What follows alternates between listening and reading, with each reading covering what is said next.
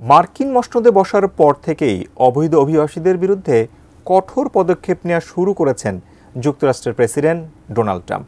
এরই মধ্যে শত শত মানুষকে অবৈধ অভিবাসী হিসেবে চিহ্নিত করে নিজ দেশে ফেরত পাঠিয়েছেন তিনি। নতুন এই আইনে বিপদে ব্রিটেনের যুবরাজ হ্যারি ও তার স্ত্রী মেগান মার্কেল। তাহলে কি হ্যারি মেগানকেও ব্রিটেনে ফেরত পাঠিয়ে দেবেন ট্রাম্প? এবার এ নিয়ে কথা বলেছেন মার্কিন প্রেসিডেন্ট।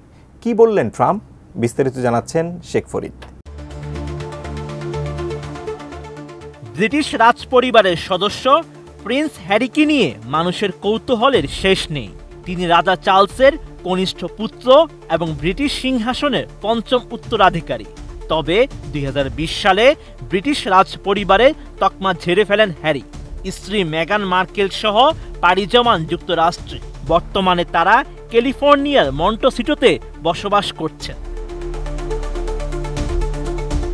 ব্রিটিশ এই যুবরাজের মার্কিন ভিসা নিয়ে রয়েছে প্রশ্ন। অভিযোগ উঠে ভুল তথ্য দিয়ে ভিসার আবেদন করেছিলেন ব্রিটেনের রাজকুমার। নিজের মাদক সেবন সংক্রান্ত কিছু তথ্য গোপন করেছিলেন তিনি। যুক্তরাষ্ট্রের নির্দিষ্ট কিছু ভিসার ক্ষেত্রে অতীতে মাদক সেবনের রেকর্ড থাকলে ভিসা বাতিল করা হয়।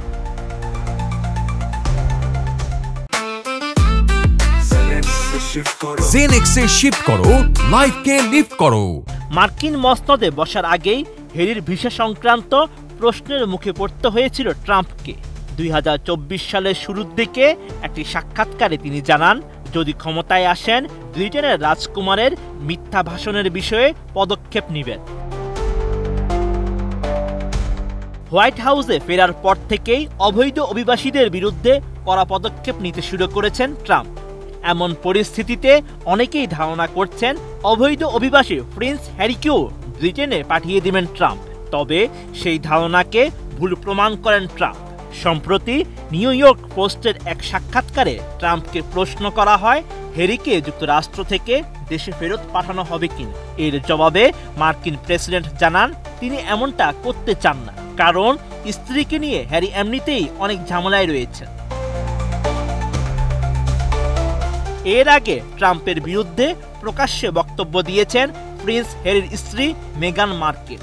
তিনি ট্রাম্পকে নারী বিদ্বেষী এবং বিভেদ সৃষ্টিকারী হিসেবে আখ্যা দিয়েছিলেন।